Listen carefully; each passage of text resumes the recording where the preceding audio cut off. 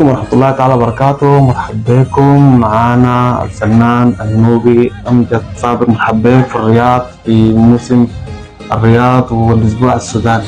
مرحبا بك ومرحبا بكل المتابعين والمشاهدين، وحقيقة أنا سعيد جدا أن أكون ضمن المشاركين في الموسم 2023. يا سلام. أستاذ أمجد، الغناء النوبي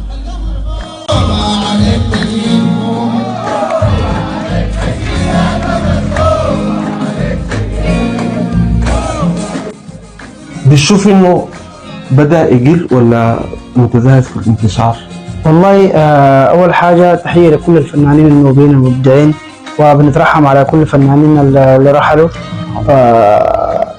في الفترة الحالية تقريبا يعني الانتشار بقى أوسع ما زي زمان. يعني زمان نحن كنا محصورين في حتة محدودة، حتى غنانا كان يعني زي ما أقول على مناسباتنا الخاصة واحتفالاتنا الخاصة، وما كان في انتشار مثلا في السوشيال ميديا وكذا في الاحتفالات الكبيرة وكذا.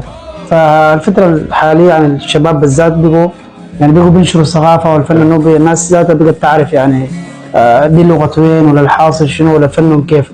فالحمد لله بقت في انتشار، ودي واحدة برضو من البرامج اللي بتكون فيها نوع من النقلة للأغنية النوبية، انكم اديتونا فرصة انه نقدر نعكس ثقافتنا للعالم كله عن طريقكم.